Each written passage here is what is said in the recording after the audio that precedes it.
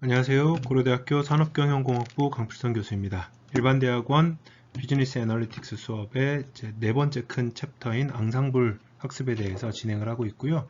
해당하는 내용에서 제 세 번째 꼭지인 배깅에 대한 설명. 첫 번째, 사실은 첫 번째하고 두 번째는 이제 모티베이션하고 그다음에 바이어스 베리언스 디컴포지션이라는 이론적인 이제 배경을 좀 설명을 했고요. 지금부터 실질적인 앙상블 테크닉들에 대해서 설명을 하겠습니다. 여기 지금 사진 보면 이 위에 이제 그 애니메이션 보면 이 약간 마술처럼 나오는 게 있는데 각각의 강의 자료들마다 이미지들이 의미하는 바 나름 이제 제가 의도하는 바가 있거든요. 해당하는 의도를 충분히 잘 이렇게 이해할 수 있도록 한번 유추를 해보시면 좋을 것 같습니다. 이거는 왜 했는지도 한번 여러분들 개별적으로 생각을 좀 해보세요. 자, 우선 이제 앙상블 관점에서 봤을 때 앙상블의 핵심은 다시 한번 정의를 하자면 핵심 키워드는 다양성, 다이버시티입니다. 어떻게 하면 다이버시티를 확보할 것인가? 이 다이버시티에 대해서 두 가지로 크게 보자면 데이터의 다양성이 있고요. 그 다음에 모델의 다양성이 있을 수가 있습니다. 자, 지금 배깅과 같은 개념은 데이터에 대한 다양성을 주제로 지금 설명을 하는 겁니다.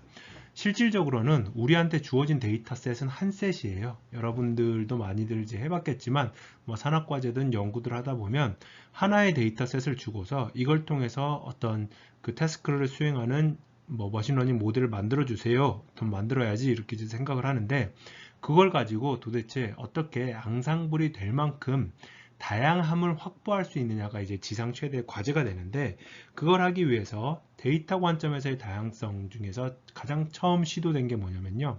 K-fold 데이터 스플릿입니다. 이거는 여러분들이 이미 크로스 밸리데이션이라는 개념을 통해서 잘 알고 있을 텐데 일부러 전체 데이터셋을 K개의 덩어리 부분 집합으로 구분을 한 다음에 해당하는 부분 집합에서 하나의 폴드, 하나의 부분 집합씩 제외해 가면서 학습 데이터셋을 구성을 해요. 그러면 K개의 폴드가 주어졌을 때는 K-1개의 폴드를 통해서 모델을 학습을 하겠죠. 그러면 이게 무슨 얘기냐면 여기서 보시면 지금 현재 우리는 이 가장 왼쪽에 해당하는 부분들은 개념적으로 전체 데이터예요. 이게 이제 전체 트레이닝 데이터라고 해보겠습니다. 그럼 이걸 가져다가 여기서는 K개의 셋으로 이제 구분을 했습니다. 부분 집합으로 구분을 했어요. 그러면 제일 마지막에 해당하는 부분들 아까는 있었는데 지금은 없죠. 여기서 보시는 것처럼 아까 이 부분이 이제 사라졌어요. 얘를 빼가지고 첫 번째 모델을 만듭니다. 그런 다음에 두 번째 모형은 여기 보시는 것처럼 이 부분이 사라졌죠. 끝에서 두 번째 폴드를 빼가지고 두 번째 모형을 만들어요. 세 번째 모형은 끝에서 세 번째에 해당하는 폴드를 빼가지고 세 번째 함수 F3를 만듭니다. 이걸 반복하다 보면 K-1번은 이제 위에서부터 두 번째 데이터 그 부분 집합들을 제외하고 학습을 시키는 것이고요. 마지막으로 K번째는 이제 제일 위에 있는 영역들을 제외를 하겠죠. 그러면 우리가 가지고 있는 이제 F1이라는 함수와 F2 쭉 해서 FK라는 함수가 사실 조금씩은 다를 거예요. 그건 맞아요.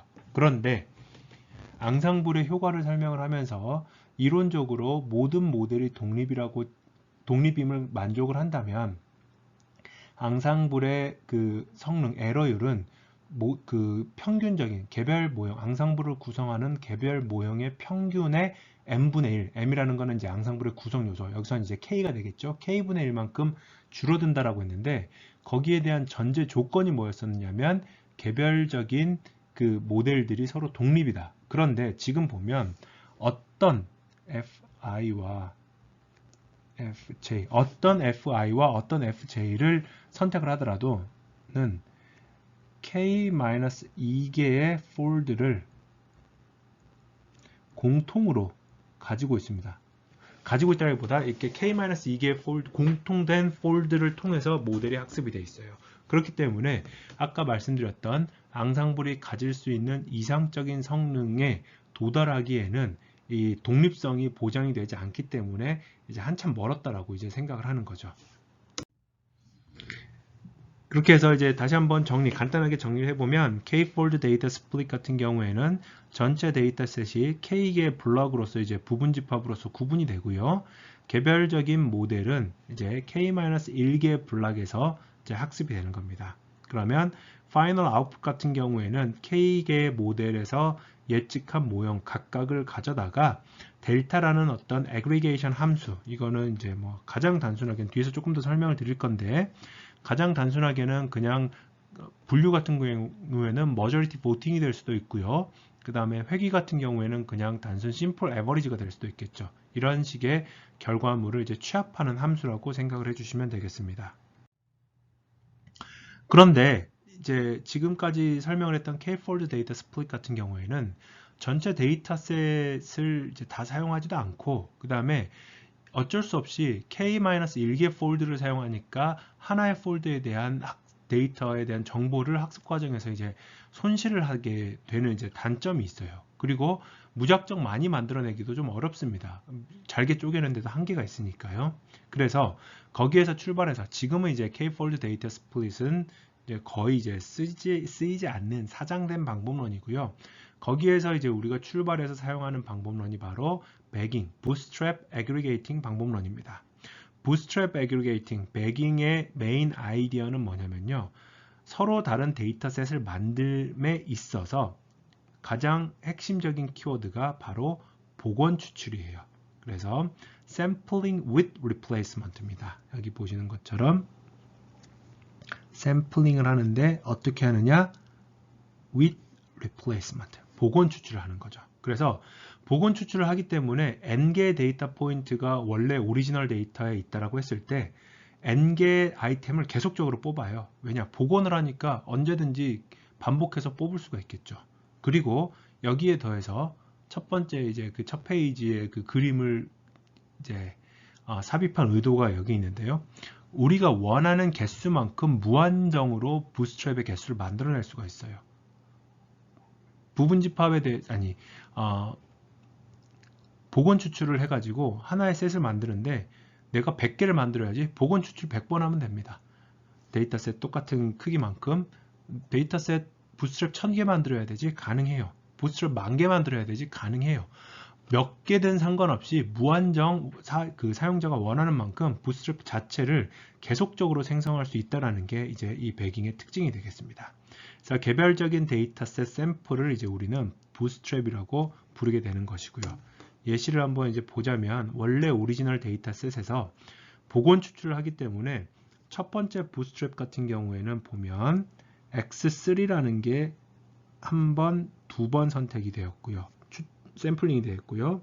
X7 같은 경우에는 한 번, 두 번, 세 번 있는데 여기에는 뭐가 없냐면 X1 같은 경우에는 한 번도 선택이 되지 않았고 샘플링이 되지 않았고요.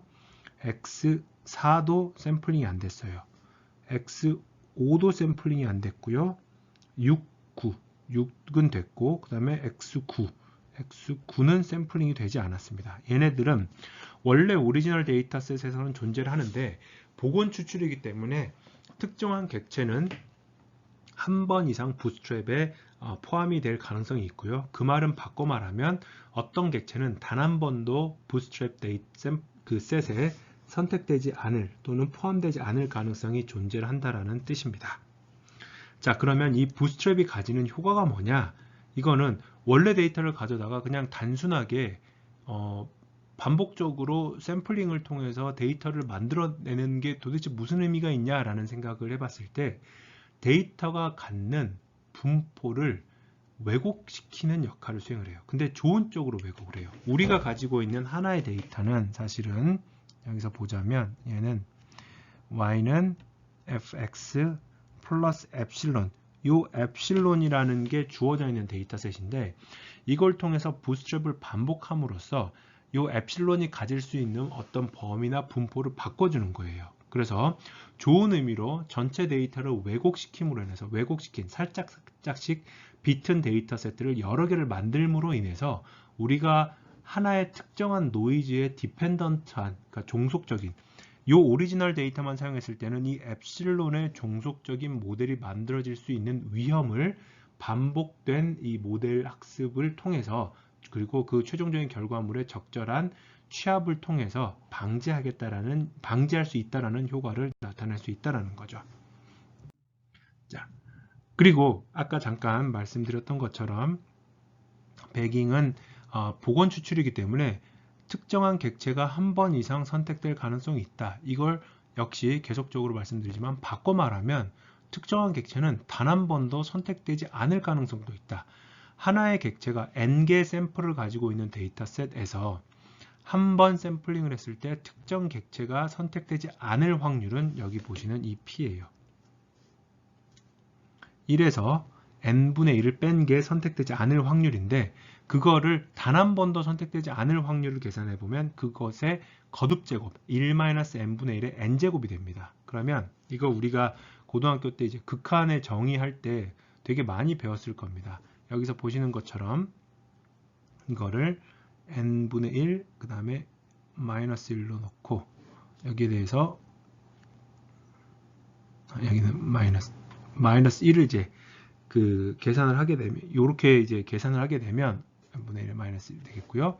결국은 이제 우리가 가지고 여기는 빠지죠. 실수입니다. 여기는 빠지게 되겠죠. 마이너스 n의 마이너스 1생, 이렇게 이제 정의를 하게 되면 이게 익스포넨셜의 식이 됩니다. 그러면 0.368이라는 계산값이 나오는데, 그럼 이 말이 무슨 얘기냐면 n이라는 게 일정 수준 이상으로 크면, 큰 수이면 한 대략 러프하게 3분의 2 정도는 부스트랩에 한 번 이상 이제 선택이 되고요. 이제 속하고요. 샘플링이라고 해볼게요. 링이 되고요. 3분의 1은 부스트랩에 0회 샘플링이 됩니다. 자, 이 데이터셋을 out of back 해서 OOB 데이터셋이라고 표현을 하는데, 이걸 가져다가 사실은 이제 배깅이 가지고 있는 효과 중에 하나가 뭐냐면요. 검증 관점에서 살펴봤을 때도 부스트랩을 통해서 가지고 있는 이제 우리가 원래 알고 있는 검증, 트레이닝 밸리데이션 테스트 같은 경우에는 테스트는 우선 차치를 할게요. 전체 데이터를 가져다가 7:3으로 샘플링을 한다. 그러면은 70%가 학습 데이터고요. 그 다음에 한 30%가 검증 데이터면 얘를 가지고 모델을 만들어서 그걸 밸리데이션 데이터로 적용을 하게 돼요. 근데 이거는 트레이닝과 밸리데이션을 7:3으로 한 번만 나누기 때문에 사실은 트레이닝을 뭘 쓰느냐와 밸리데이션이 어떻게 되었느냐에 따라서 사실은 반복해서 이걸 랜덤하게 수행을 하면 이 결과가 달라질 수가 있겠죠. 배깅은 부스트랩을 통해서 RO100 데이터가 전체 데이터의 한 3분의 1 정도가 RO100 데이터가 되는데, 부스트랩에 선택되지 않는 데이터가 되는데, 그게 디터미니스틱한 게 아니라 프로버빌리스틱하게, 스토캐스틱하게 일정한 랜덤하게 3분의 1 정도가 검증용 데이터, 트레이닝 데이터, 부스트랩에 선택이 되지 않는 상황이 발생을 해요. 그러면 RO100 데이터, OOB 데이터한테 놀면 뭐하냐? 너를 가져다가 검증을 하자. 그러면 이 상황이 어떻게 되는 거냐면 부스트랩마다 부스트랩 1과 부스트랩 2와 부스트랩 3 이렇게 쭉 했을 때 여기에 있는 트레이닝, 여기에 있는 트레이닝 데이터셋, 여기에 있는 이제 트레이닝 데이터셋이 되겠죠. 요걸 통해서 모델 1을 만들고 모델 2를 만들고 모델 3를 만든 다음에 얘네들에 대해서 OOB 데이터, 여기에서 선택되지 않았던 OOB 데이터를 가지고 검증을 하고요. 2번 모델은 여기서 선택되지 않았던 OOB 데이터를 가지고 검증을 하고요. 3번 모델도 역시 부스트랩에 선택되지 않았던 OOB 데이터를 가지고 검증을 하게 되면 이게 OOB 데이터가 사실은 어떻게 보면은 계속적으로 랜덤하게 바뀌면서 만들어지기 때문에 충분히 많은 부스트랩을 사용을 하게 되면 개별적인 객체들이 어떤 상황에서는 학습 데이터로 적용이 되고 어떤 상황에서는 검증용으로 적용이 되는, 마치 리버너 밸리데이션을 하는 것과 이제 유사한 개념으로 전체 데이터가 그 역할을 바꿔가면서 학습과 검증을 반복적으로 사용을 할 수가 있게 돼요. 그러면 이거는 단순히 7대3으로 한 번 나눈 것에 비해서는 훨씬 더 검증에 대한 신뢰도가 높아질 수 있는 효과를 가질 수가 있습니다. 그래서 배깅이 가지고 있는 효과 중에 첫 번째 효과는 데이터셋을 복원 추출을 통해서 학습의 관점에서 봤을 때는 해당하는 학습 데이터의 어떻게 보면은 노이즈를 계속적으로 그 노이즈의 정도를 바꿔주는 좋은 뜻의 데이터 왜곡을 수행을 함으로써 학습이 조금 더 정확하게 될 수 있다는 것을 확인을 도와주는 것이고요. 검증 관점에서 봤을 때는 주어진 데이터에 대한 모든 데이터 샘플들을 그 한 번 이상씩 검증용으로 사용을 함으로써 좀 더 높은 일반화 성능을 확보할 수 있다는 장점을 가지게 됩니다. 그리고 이 배깅은 복잡도가 높은, 다시 말하면 굉장히 이제 데이터가 이제 그 약간의 데이터의 변화에도, 데이터 분포의 변화에도 모델의 결과물이 크게 변하는, 바이어스가 낮지만 베리언스가 높은, 그래서 합이 잘 맞는 게 뉴럴 네트워크나 SVM이나 디시전 트리 같은 알고리즘, 상대적으로 모델의 복잡도가 높은 알고리즘이 이제 합이 잘 맞는다는 뜻입니다. 자, 이거를 이제 일반화를 시켜보면, 자, begging with decision tree예요. 혹시나 높아지면서 말씀을 드리는데, 이거는 random forest가 아닙니다. 데이터셋, 학습 데이터셋만 begging을 이용해서 여러 개를 만들어낸 것이지, decision tree를 베이스 러너로 하는 begging이에요. 랜덤 포레스트하고는 좀 다른데, 그건 다음 시간에 혹시 모르는 학생 있으면 다음 시간에 같이 설명을 할게요. 그러면 첫 번째 스테이지에서는 부스트랩을 통해서 하나의 데이터셋, 나한테 주어져 있는 하나의 데이터셋으로부터, 마치 이런 거예요. 저는 이제 종교는 특별히 없는데 성경에 보면 뭐 예수님이 어디인지 장소는 잘 모르겠지만 뭐 물고기 몇 마리하고 빵 몇 덩이로 어마어마한 사람들을 계속적으로 먹여 살렸다, 뭐 이런 얘기가 나오죠. 물고기하고 빵이 있는 광주를 해서 빵을 계속 던지는데 빵이 계속 솟아나요. 똑같은 개념이에요. 사실은 부스트랩은 데이터셋을 이용을 해서 반복적으로 이 부스트랩들을 계속적으로 만들어냅니다. 그렇게 만들어낸 데이터셋에 대해서 모델을 각각을 학습을 시키는 게 이 두 번째 스테이지에 해당하는 단계고요.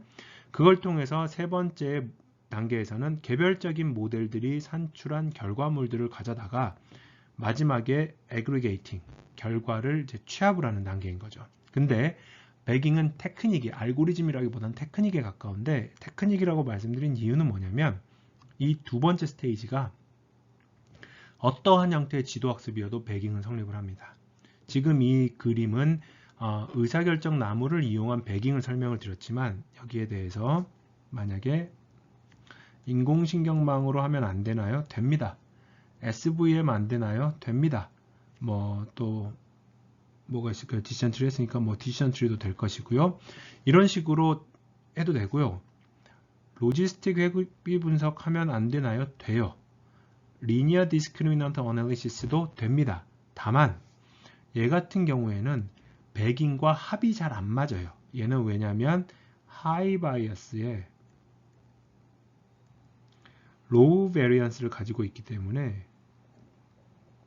굳이 이걸 통해서 배깅을 한다고 하면 말릴 사람은 없는데, 배깅을 통해서 로지스틱 회귀 분석이나 리니어 디스크리미넌트 어널리시스의 성능이 유의미하게 향상됩니까? 라는 질문을 하게 되면 그렇지 않을 가능성이 높다는 뜻이죠. 자, 그렇게 되면 이제 배깅을 통해서 최종적인 개별적인 부스트랩에 의해서 만들어진 모델이 예측 결과를 나타내면 그 예측 결과를 취합하는 몇 가지의 대안을 좀 설명을 드릴게요. 사실은 이제 여러분들이 그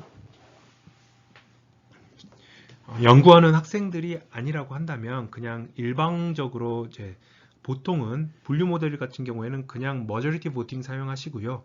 회귀 모형 같은 경우에는 심플 에버리지 사용하십시오라고 하고 마무리 지어도 되는데, 여러분들은 이제 연구하는 학생들이니까 성능의 극한을 이제 그 해결하는 데 있어서 추구하는 데 있어서는 이러한 결과를 취합하는 방식에 대한 부분도 고민을 좀 해봐야 됩니다. 요 페이지에 해당하는 예시들 그 상황 설명 세팅을 좀 같이 해볼게요. 우선 우리는 앙상블 이 부스트랩이 10개가 있습니다. 그래서 부스트랩에 대해서 개별적으로 모델 1부터 모델 10까지가 만들어진 거예요. 그게 두 번째 컬럼에 있는 앙상블 파퓰레이션입니다. 여기에 해당하는 부분을 지금 요거를 이제 설명을 했고요. 그런 다음에 이거는 정정을 좀 하겠습니다. 트레이닝이 아니라 out of back 데이터에 대한 accuracy라고 정의를 할게요. 무슨 얘기냐면 개별적인 그 앙상블 구성 요소인 모델들이 본인들이 부스트랩에 선택되지 않았던 트레이닝 데이터인 OOB 데이터를 통해서 정확도, 검증 정확도를 확인을 해봤더니 단순 분류, 이범주 분류이면서 5대5라고 해볼게요. 가장 단순한 상황을 지금 설명하는 겁니다. OOB 데이터, out of back 데이터에 대한 accuracy가 첫 번째 컬럼과 같이 나와 있다고 하겠습니다. 그리고 새로운 X에 대해서 이제 얘네 둘은 요것과 여기에 대해서는 X new 하나의 새로운 테스트 객체에 대해서 각 모델이 1번 범주에 속할 확률 그게 세 번째 컬럼이고요.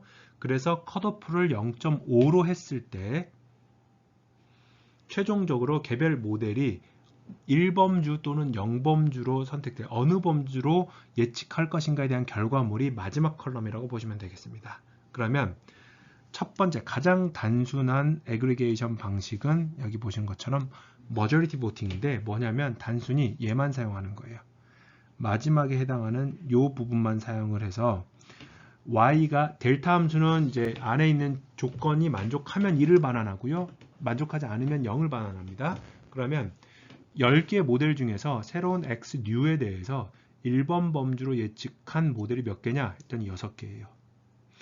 0번 범주로 예측한 모델 몇 개냐? 4개예요. 그러면 비중 따져보면 1번 1 확률이 10분의 6이니까 0.6이 돼서 최종적으로 앙상블의 결과물은 1번 범주다. 이렇게 이제 예측을 내어주는 게 가장 분류 관점에서 봤을 때 단순한 머저리티 보팅 방식입니다.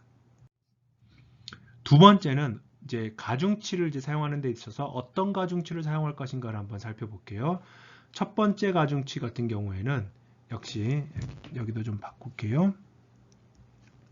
out of back accuracy, OOB 데이터에 대한 accuracy라고 정정을 하겠습니다. 그러면 누가 봐도 이런 거죠. 최종적인 이제 그 시험 퀴즈쇼를 같이 보러 가는데 팀으로서 보러 가는데 내부적으로 연습을 했을 때 정답률이 높은 사람의 의견이 조금 더 이제 큰 발언권을 가지는 게 어떻게 보면은 상식적이고 합리적이지 않습니까? 그래서 지금 얘네들은 이 오식이 되게 복잡해 보이는데 뭐 한 거냐면 1번 범주에 해당할 그 accuracy에다가 여기에다가 이 예측값하고 얘네하고 그 다음에 얘네들을 더한 거예요. 그러니까 얘 같은 경우는 뭐냐면 p 1 y는 1 기분 x new는 뭐냐면 얘는 1번 범주에 해당할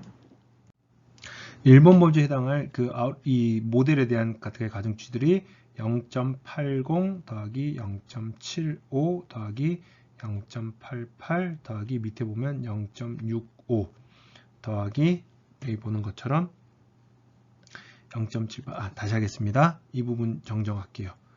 분자는 그냥 분모는 여기에 있는 전체 이걸 다 썸한 거를 그냥 이제 어떤 a라는 값으로 놓을게요. 그러면 a분의 1번이라고 예측한 모델의 out of back accuracy를 이제 표현을 해요. 그럼 0.80 더하기 0.75 더하기 0.88 더하기 0.65 더하기 공간이 없어서 위에다 쓸게요. 0.78 더하기 0.83이 됩니다. 그리고 반대로 p y는 1 기분 x y는 0 기분 x new라고 하는 거는 똑같이 a분의 이번에는 이렇게 4개의 모델이 0이라고 예측을 했죠. 그 예측한 0이라고 예측한 모델의 과거의 out of back accuracy를 이제 분자로 놔요. 그럼 0.91 더하기 0.77 더하기 0.95 더하기 0.82가 되겠죠. 이 두 가지를 비교해 봤을 때 지금 보시는 1번 범주에 속할 확률의 비중이 0.576이고 0번 범주에 속할 확률이 0.424니까 1번 범주의 확률이 크니까 이거는 OOB 데이터에 대한 애큐러시를 가중치로 했을 때도 예측 범주는 1번이다. 이렇게 이제 나타내는 것입니다. 세 번째 방식은 뭐냐면요. 가중치를 이번에는 이제 모델의 가중치를 주는 게 아니라 새로운 객체들에 대해서 개별적인 모델이 그 객체들에 얼마나 강한 신뢰도 또는 자신감을 부여하느냐를 가중치로 사용하는 거예요. 극단적인 예시로 9번째하고 10번째를 볼게요. 9번째 같은 경우에는 여기 보시는 것처럼 똑같이 둘 다 1이라고 1범주로 예측을 해놨지만 9번째 모델 9는 이 새로운 x가 1번 범주의 확률을 0.98로 강하게 이제 추정한 반면에 10번 모델은 새로운 지금 우리의 테스트 데이터가 1번 범주의 확률을 0.5로 컷오프보다 살짝 높게 아슬아슬하게 이제 판정을 했어요. 그랬을 때 9번 모델의 이 강도가 이 확률값이 10번 모델보다는 더 높은 영향력을 끼쳐야 되지 않겠느냐라는 게 목적인 거죠. 그래서 지금 보시는 이 계산식은 어떻게 되는 거냐면 지금 이 세 번째 컬럼은 1번 범주에 속할 10개 모델의 확률값이잖아요. 그걸 전부 다 더해서 n은 10이니까 10분의 1로 나누면 0.625가 나옵니다. 반면에 그러면 0번 범주의 확률은 1에서 0.9 빼고 1에서 0.92 빼고 1에서 세 번째 컬럼 값을 뺀 게 나오겠지 않습니까? 그거를 다 더해서 10분의 1로 나누면 10으로 나누면 0.375가 나와요. 그 둘 사이의 대소관계가 1번 범주의 확률이 더 크니까 이거를 1범주로 최종적으로 결정을 해주자라는 게 이 세 번째에 해당하는 내용이죠. 그러면 첫 번째하고 세 번째를 결합하는 방식은 가능할까요? 불가능할까요? 가능합니다.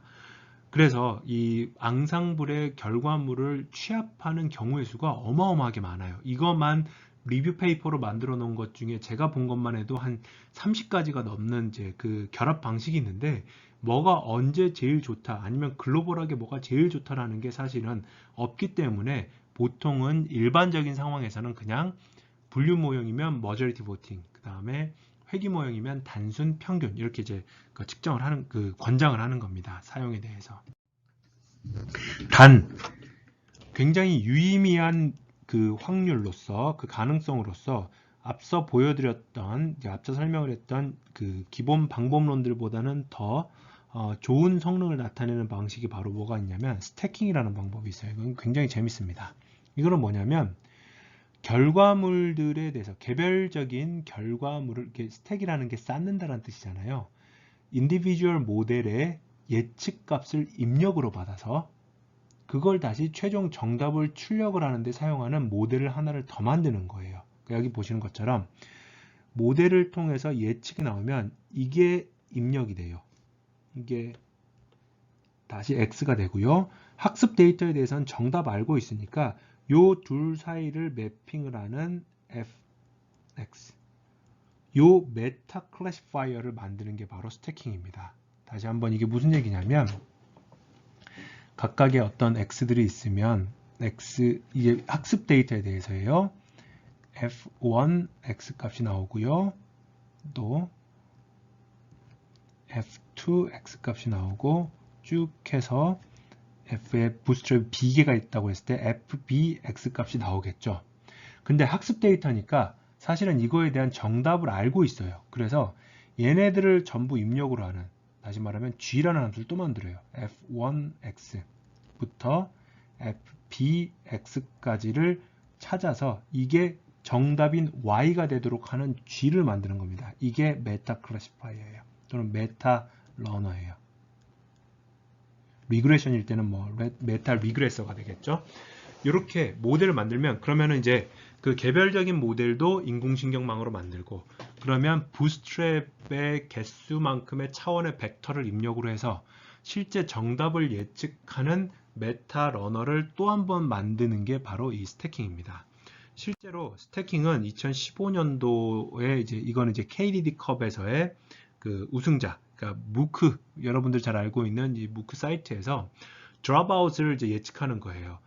개인적으로 청강을 그렇게 이제 선호하지는 않습니다만은 그 이유 중에 하나가 항상 학기 초에 청강하겠다라고 굳센 의지를 가지고 오는 학생들 중에서 제가 뭐 교수 경험이 그렇게 길진 않지만 오래되진 않았지만 확신할 수 있는 건 90% 이상의 학생들이 중간에 흐지부지 되면서 그냥 도망가 버려요. 그래서 보통은 이제 자리가 남아 있으면, 자리가 없을 때는 어쩔 수 없지만 수강 인원이 이제 충분하다는 전제 하에서는 그냥 수업을 들어라. 뭐하러 청강을 하겠느냐. 청강 해봤자 나중에 한 중간고사 이후쯤 되면 거의 뭐 코빼기도 보이지 않는 상황이 비일비재합니다. 그런 것처럼 중간에 이제 이거는 이제 수강을 했음에도 불구하고 드롭아웃에 대한 예측을 하는 건데, 여기 보시는 것처럼 한국 사람이 이제 1등 했어요. 보시면 학습 데이터를 통해서 여기 아직은 안 배웠지만 이미 알고 있는 학생들도 있겠지만 뭐 랜덤 포레스트나 GBM 같은 앙상블을 지속적으로 스태킹을 해가면서 여러 단으로 만드는 이런 알고리즘을 통해서 최종적으로 1등을 했던 이제 상황입니다. 그래서 배깅의 알고리즘 다시 한번 이 16페이지에 있는 수도 코드를 통해서 살펴보시면 되겠고요. 이 배깅의 그 효과를 다시 한번 이제 그림으로 그래픽하게 일러스트레이티브 이그젬플을 가지고 보자면, 위에 있는 세 개의 모양이 서로 다른 범주예요. 그러면 각각의 범주들로부터 이제 보시는 바와 같이 각 범주들에서부터 부스트랩을 통해서 한 번 이상 선택된 것들을 색깔이 칠해지는 것들이라고 한번 볼게요. 그러면 색깔이 칠해져 있지 않은 도형들, 지금 제가 이제 노란색으로 표시된 여기에 해당하는 이런 도형들은 뭐냐면 아웃오백 데이터가 되는 거예요. 실제 부스트랩에 선택되지 않았기 때문에. 세 개의 그림을 보면 어떤 특정한 객체, 예를 들어 지금 현재 보는 제가 하나만 예를 들어 볼게요. 이 객체는 첫 번째 부스트랩에서는 선택되지 않았어요. 두 번째 부스트랩에 대해서도 선택되지 않았고요. 그러나 세 번째 부스트랩에 대해서는 선택이 한 번 이상 됐습니다. 이런 식으로 개별 객체가 부스트랩에 따라서 선택되기도 했다가 선택되지 않았기도 했다가 역할이 바뀌는 거죠. 선택되면 학습용 데이터로 사용이 되는 것이고요. 선택이 되지 않으면, 한 번 이상 샘플링이 되지 않으면 검증용 데이터의 역할을 수행을 하는 거예요. 그래서 이 세 가지의 모델, 그 부스트랩에 의해서 만들어진 분류 경계면을 취합해서 여기서 이제 단순 평균을 내보면 오른쪽 하단에 있는 그림처럼 매우 우수한 예측 모형이 만들어진다는 것을 개념적으로 보여주는 겁니다. 자, 또한 이게 제가 아까 말씀드렸던 이제 그 애그리게이션에 대한 그 앙상블에 대한 결합 방식의 예시들인데요. 요 하나하나가 전부 다 결합에 대한 그 규칙들이에요. 그래서 뭐 맥스 규칙, 썸 규칙 뭐 이런 것들이 있는데 이것들은 참고 삼아서 한번 살펴봐 주시면 좋을 것 같습니다. 그리고 아까 얘기했었던 것처럼 OOB 에러라는 게 앙상블에서 배깅에서 굉장히 중요한 역할을 수행을 하는데, 쉽게 말해서 이제 놀면 뭐하냐 이런 거죠. 너 갖다가 학습 안 했으니까 니네들 가져다가 검증하는 데 쓸게. 그러면 부스트랩을 반복적으로 수행을 함에 따라서 부스트랩에 선택되지 않았던 것들은 검증용으로 쓰이니까 역할을 계속적으로 데이터 포인트들이 번갈아 가면서 수행을 하는 겁니다. 부스트랩에 포함이 되면 학습용, 부스트랩에 포함이 되지 않았을 때는 검증용이 되는 것이죠. 그래서 실질적으로 분류나 회귀에 대해서 배깅을 했을 때의 트리와 싱글 베스트 트리 사이의 성과물을 보면, 성능을 보면 이건 이제 에러율이기 때문에 낮을수록 좋습니다. 대부분의 이제 거의 이건 한 데이터셋이 한 7, 8개밖에 안 되니까 일반화를 성급하게 할 수는 없지만 1등보다도 배깅을 했을 때는 조금 더 이제 성능이 좋아지는, 에러율이 낮아지는 것을 지금 여러분들은 보고 있습니다. 그리고 단 얘는 배깅이에요. 의사결정 나무를 베이스로 러너로 한 배깅인 것이고 랜덤 포레스트가 아니라는 것 다시 한번 유념을 해 주십시오. 자, 여기까지 해서 앙상블의 첫 번째 테크닉 배깅에 대한 설명을 마무리 짓도록 하겠습니다. 수고하셨습니다.